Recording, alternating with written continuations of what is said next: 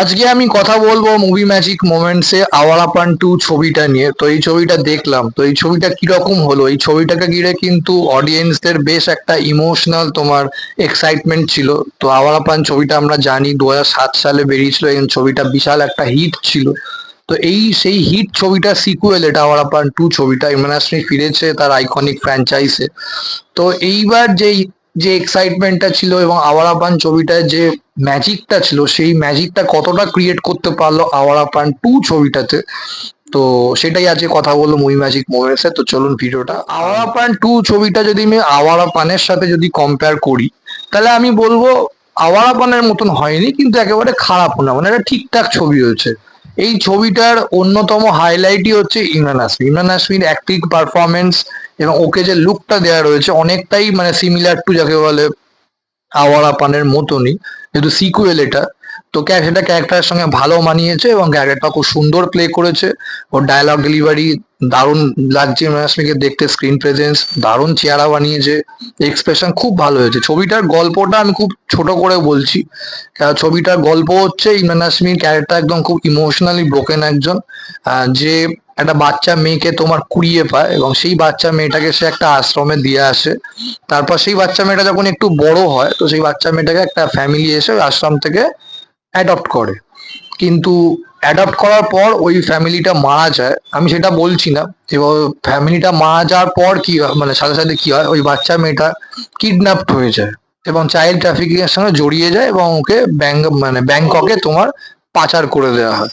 এইবার ওই বাচ্চা মেয়েটাকে তোমার কিভাবে রেস্কিউ করবে ইমরান হাশমি ক্যারেক্টারটা, সেটাই হচ্ছে এই ছবির মেন গল্প। আচ্ছা ঠিক আছে, তো এইটাই হচ্ছে গল্পটা। এবার এই ছোট ছোট ধরুন আরো কিছু সাব প্লট আছে যেটা গল্পটাকে আর একটু তোমার বাড়ানো হয়েছে বলবো। তো নেক্সট যেটা পজিটিভ দিক লাগবে এই ছবিটাতে ইমরান হাশমি ছাড়া আমি যদি বলি, সেটা হচ্ছে ওই তফি রাও সংটা যেভাবে তোমার রিক্রিয়েট করেছে সেটা বেশ ভালো। ব্যাকগ্রাউন্ড মিউজিকটা খারাপ না, সিনগুলোকে পাওয়ারফুল করার জন্য ঠিক আছে, ভালো রোল প্লে করেছে।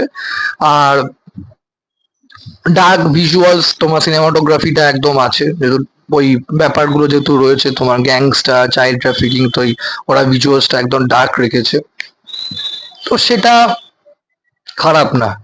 আর ক্লাইম্যাক্সটা খারাপ না, একটা থার্ড পার্টের একটা আভাস দিয়ে দিয়েছে ওরা বলবো। তো আর ক্লাইম্যাক্সটা যেভাবে শেষ করেছে সেটা খারাপ না। অ্যাকশন সিকোয়েন্সেস গুলো একদম যে আউটস্ট্যান্ডিং তা না, বাট ওভারঅল ঠিক আছে। ছবির যদি আমি নেগেটিভ দিক বলি, ছবির নেগেটিভ দিক এই সিনেমাটা প্রচুর আছে, যেটা আমার প্রথমেই লেগেছে এই যে ছবির যে স্ক্রিন প্লেটা না, একদম ভালো হয়নি। একদম ভালো হয়নি এই ছবিটার স্ক্রিন প্লে। মানে আমি যে ছোট করে যে গল্পটা বললাম, এটা ওরা উইদিন 30 মিনিটস এর মধ্যে গল্পটা পরিষ্কার করে দিয়েছে যে এইটা হচ্ছে ছবির গল্প।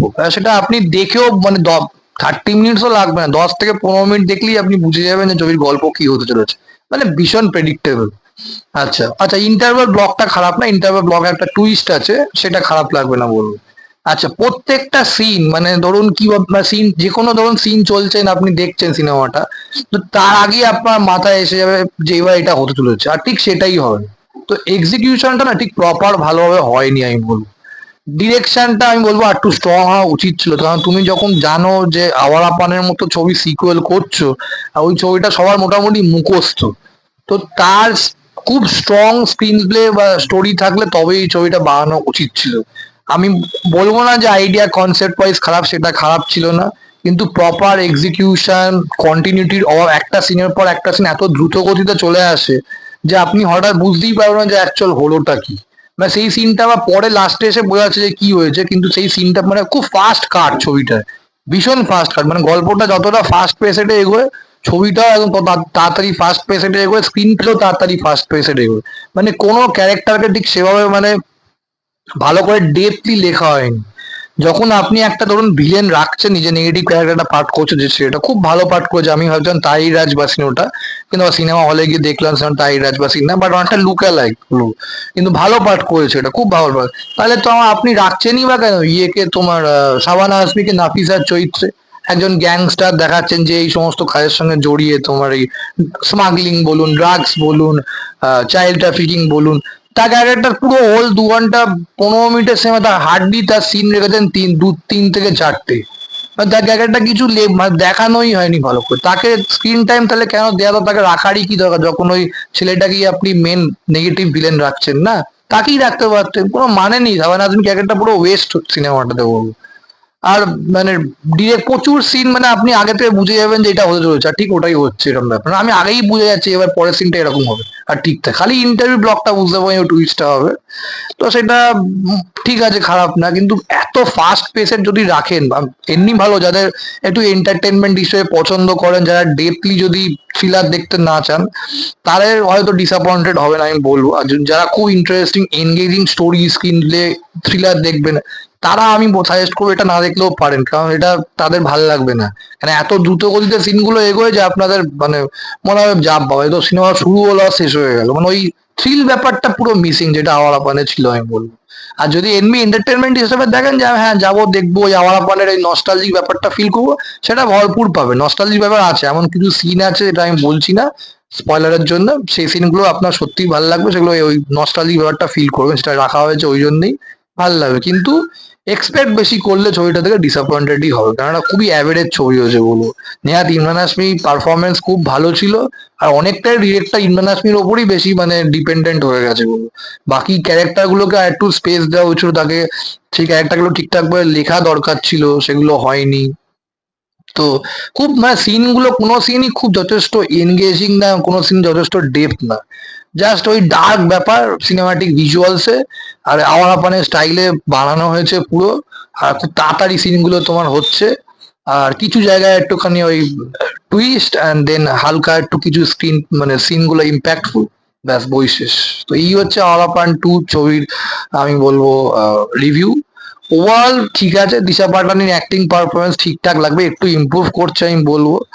আর আমার নেগেটিভ এটা যে পাঠ করেছে, তারা অভিনয় আমার খুব ভালো লেগেছে, খুব ভালো পাঠ করেছে বলবো। আর বাকি আদার সাপোর্টিং কাস্টের ক্যারেক্টার তাদের বেশি রাখাও হয়নি, যেটুকুনি স্ক্রিন টাইম পেয়েছে ওকে ওকে টাইপ লেগেছে বলবো। ঠিক আছে, মানে ছবিটা পোটেনশিয়াল ছিল, কিন্তু আরেকটু যদি ছবিটাকে ঠিকঠাক ভাবে বানানো যেত, তাহলে আমার ছবিটা আরো ভালো হতো, বেটার ছবি হতো, আর পুরো অনেকটা আওয়ার আপার স্ট্যান্ডার্ডই হতো। তো ঠিক আছে, দেখা যাক, ভালোই মোটামুটি অ্যাভারেজ একটা ছবি, মানে ওই ফিলটা পেলাম না। আওয়ার আপান যখন দেখতে গেছিলাম তখন দারুণ লেগেছে, ওই ম্যাজিকটা ক্রিয়েট হয়নি আমি বলবো এই আওয়ার আপান 2 ছবিটাতে। তো এই হচ্ছে আওয়ার আপান 2 ছবির আমার রিভিউ। ভিডিওটা ভালো লাইক করো, কমেন্ট করো, শেয়ার করো, আর এরকম রিভিউ পাওয়ার জন্য মুভি ম্যাজিক মোমেন্টস এর পাশে থাকুন আপনারা। আর চ্যানেলটাকে অবশ্যই সাবস্ক্রাইব করে রাখবেন নতুন রিভিউ পাওয়ার জন্য। আর আপনারা যদি আওয়ার আপান 2 ছবিটা দেখে থাকেন, তো অবশ্যই কমেন্ট বক্সে লিখেছেন আপনার ছবিটা কিরকম লেগেছে। Thank you.